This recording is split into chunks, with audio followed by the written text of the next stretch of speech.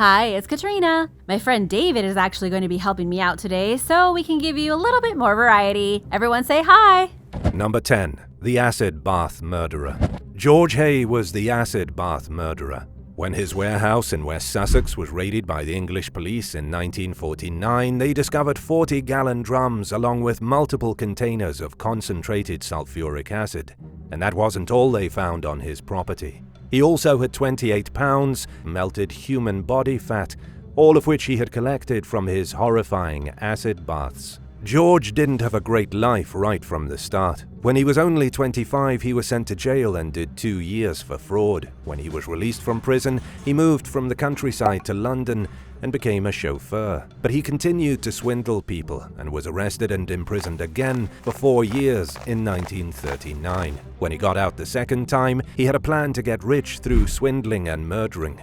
His first victim was William McSwan, a local slumlord. George lured William into a basement, hit him over the head, and then dumped him in a drum of sulfuric acid. When the victim had become nothing more than sludge, George poured his gooey remains down a manhole. He then took over William's duty as landlord and started raking in serious cash. George committed 5 murders in this fashion before he was caught dissolving his 6th and final victim. His last victim was Olive Duran Deacon, a wealthy widow whom he lured to his warehouse. But the police were already investigating him, and when they searched his warehouse following the murder, they found her gooey remains in a bucket. George hadn't had time to get to a manhole cover and pour her sludge down into the sewer. He was caught and found guilty of murder. He confessed to the murder and to the 5 others. George always shot his victims first, using the revolver he'd stolen, and then disposing of them in metal drums filled with acid. He was sentenced to death and was executed on August 10, 1949. Number 9. Karl Denke. Karl Denke, also known as the Cannibal of Zapice, was born in the Kingdom of Prussia to a wealthy family of farmers in the late 1800s. During his childhood, he proved to be a difficult child. He ran away from home and he was always getting into trouble. In his 20s, he moved away for good and began work as a gardener. But somewhere along the line, this ordinary garden worker had something snap inside his head. In 1903, Karl killed a woman named Ida Lorna and allegedly ate the meat off her bones. He went on killing for 21 years, and the truth is that we don't know all the details about his murder spree or his victims. There was Emma Sander in 1909, Heinrich Bruchmann in 1914, and someone named Niebel in 1919. Then his last 3 killings came in 1924 with Caspar Hubelek, Rokas Paulik, and lastly Vincenz Olivier. But those are only his confirmed killings. A notebook was discovered with 31 names written in it, and some experts have guessed he may have murdered upwards of 42 people. He killed indiscriminately, uncaring of gender or social status. All he cared about was the meat. It's believed he was eating most of it and then selling off whatever was left as pork to keep himself financially afloat. The only reason his gruesome spree of terror came to an end was that his last victim, Vincenz Olivier, escaped and identified him. When the police went to Karl's home, they discovered the belongings of over 12 random people and a pair of drums holding massive chunks of human meat. Number 8. Steve Wright. Steve Wright is a notorious English serial killer who murdered 5 innocent women in 2006. But he also murdered 17-year-old Victoria Hall in September 1999. He wasn't caught for the murder of Victoria until the Suffolk police reopened the investigation in 2019. Steve is one of the most hated men alive in the United Kingdom. He went on an unbelievable killing spree in the Ipswich area between October 30th and December 10th, 2006. In rapid succession, he murdered Tanya Nicol, Gemma Adams, Anneli Alderton, Paula Clennell, and Annette Nichols, all between the ages of 19 and 29. They were also sex workers, women Steve viewed as easy victims. His killing spree was so horrifying, the town was nearly locked down. People were scared to go out at night until this guy was caught. Thankfully, the police did catch up to him. In 2008, he was convicted of all 5 murders and given life in prison. Now it looks like he'll be convicted of yet another murder, this one from 22 years ago. The death of Victoria Hall is one of many unsolved murders Steve is linked to. He's also been accused of killing Natalie Pierman in 1992, Amanda Duncan in 1993, Kelly Pratt in 2000, and Michelle Bettles in 2002. Number 7. Stephanie St. Clair. Stephanie St. Clair was the queen of numbers in the 1930s. She dominated the underground scene in Harlem and made millions by running an illegal lottery. She's been called a gangster, a civil rights advocate, and even a savvy businesswoman. Whatever you want to call her, Stephanie was one of the most notorious crime bosses in U.S. history. It was in 1912 that Stephanie moved to New York City from Canada. By the early 1920s, she had started her numbers business in Harlem, setting up a system of illegal lotteries. People could bet on specific numbers, then hand those bets over to what they called bankers. The bankers would bring the bets back to headquarters, and then everyone waited for the winning numbers to come in for that day. It was the exact same thing as the lottery, only run illegally by a single woman in Harlem. Stephanie made a personal fortune of over $500,000 very quickly. That equals about $8 million in today's currency. But then in 1938, she was convicted for attempted murder for trying to kill her contract husband, Hamid. After she got out of prison, Stephanie took her fortune and retired in seclusion. She did what almost no other gangster of the 1930s was able to do. She cashed in her chips and got out. Number 6. Patrick Kearney.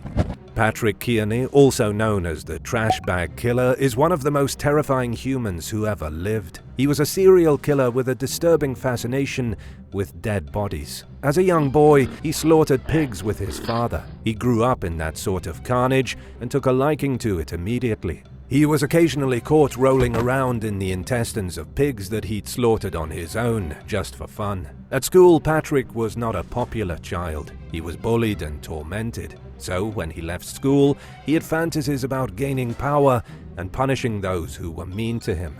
He joined the Air Force, was discharged, moved to California, and began to hunt. In 1962, Patrick picked up a hitchhiker on his motorcycle. He drove the young man to a secluded location, then murdered him and did awful things to his body. Patrick then killed 2 more people that year before taking a break. He killed again in 1967 in Tijuana. But it was around this time that things got serious between Patrick and a man named David Hill. Being with David seemed to keep Patrick's sick desires at bay, and so he didn't kill again until David left him in 1971. After David left, Patrick went on a brutal killing spree. Police chased after him for nearly 6 years and finally made the arrest in 1977. Patrick confessed to 35 murders and was given life in prison. He's still alive today at the Mule Creek State Prison, considered one of the most prolific serial killers in U.S. history. Number 5. Melissa Ann Shepard. Melissa Ann Shepard is one of the most notorious criminals in recent Canadian history. She presented herself as a sweet, caring, and deeply affectionate woman to a large number of lonely old men. But Melissa was a black widow, a woman who lured men into thinking they were safe, and then murdered them and stole their money. One of her victims was Alex Strategos, divorced and in his 70s. He was living in Florida when he met Melissa on a dating website, and she flew to Florida to meet him. In 2004, she visited Alex in his home state, and they went for dinner, and then Melissa called 911. Alex randomly passed out and had to be taken to the hospital. He was in such bad shape that Melissa agreed to move into his home and take care of him.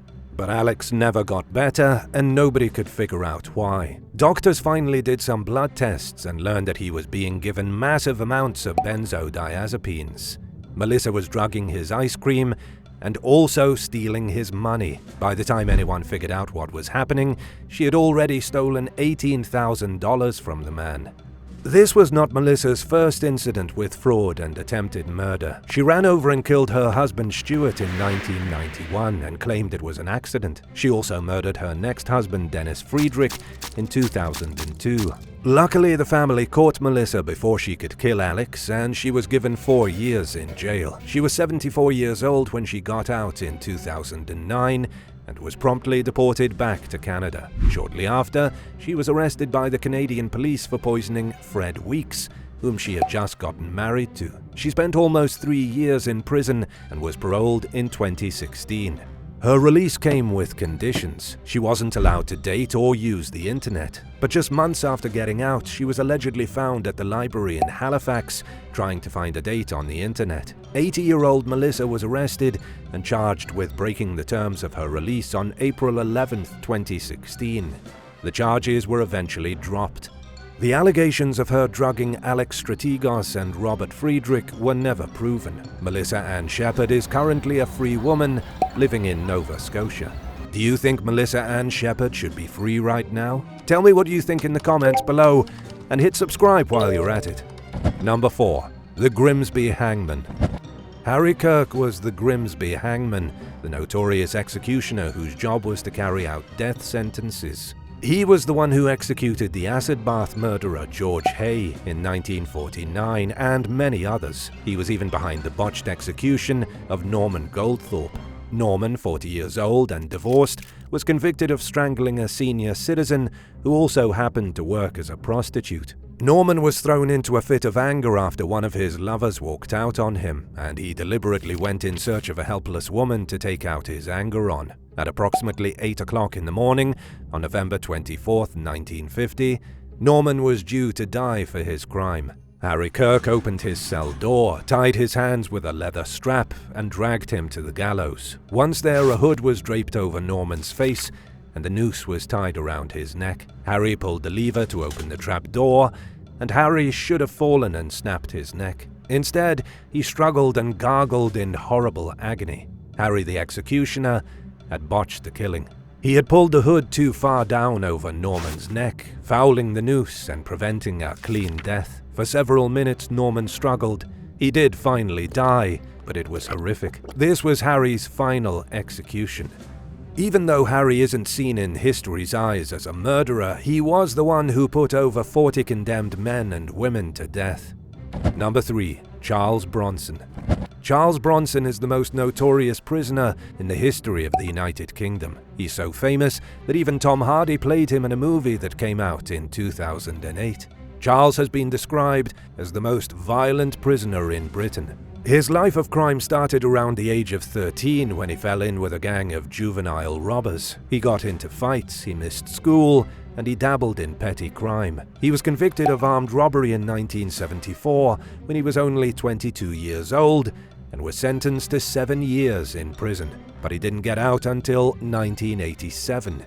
Time continued to be added onto his sentence for fighting and attacking prison officers. His brief time out of jail was spent as a bare-knuckle boxer in London. But he only lasted until 1988 when he was given 7 years yet again for another robbery. He was let out in 1992, spent 50 days free, then was arrested yet again for conspiracy to rob. This time he was given 8 years. Everything went really sour in 1999 when Charles took the prison teacher Phil Danielson prisoner and held him hostage for 44 hours. This earned Charles a life sentence and cemented his place as the most notorious prisoner in Britain. He's still there right now, incarcerated at HM Prison Woodhill. Number 2. Arnold Rothstein. Arnold Rothstein was a notorious criminal in the era of Prohibition. He was one of the first kingpins of crime that America ever saw, and one of the first big business criminals to never be prosecuted by the law.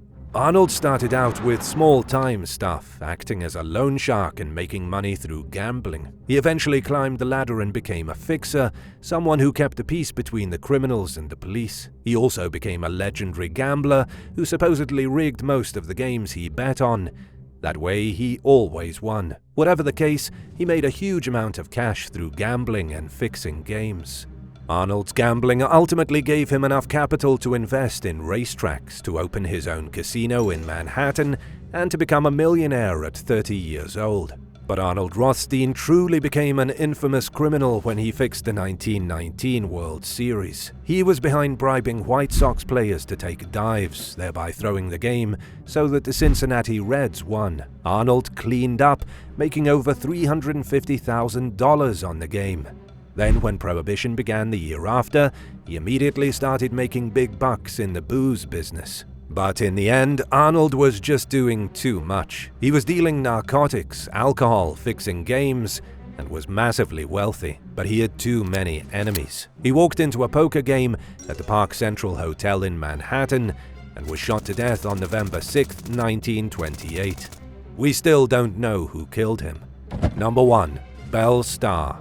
Belle Starr was not only notorious, she was infamous. She was a frightening outlaw and maniac criminal in the days of the Wild West, in the second half of the 1800s, as the US expanded into the West. Her real name was Myra May Bell Shirley, but she took the name Belle Starr after marrying Sam Starr in 1880. He was part of the Starr Gang and a native Cherokee. They lived on Cherokee land together, consorted with criminals like Jesse James, and participated in the usual crimes of the Wild West, mostly stealing horses and shooting pistols. Belle was arrested once for stealing horses and spent 9 months in a Detroit jail. Immediately after her release, she returned to Cherokee territory and began thieving again. She was arrested twice. Her criminal husband Sam was shot down in 1886, and Belle moved in with another man named Bill July. But in 1889, just before her 41st birthday, Belle was shot to death by an unknown individual. She had cultivated quite a few enemies over the years, including her own son and daughter, and to this day, nobody knows who hunted her down like an assassin. Which of these notorious criminals was the absolute worst? Let me know your thoughts in the comments, and thanks for watching. Be sure to hit subscribe if you haven't yet, and I'll see you again for more awesome videos from the channel.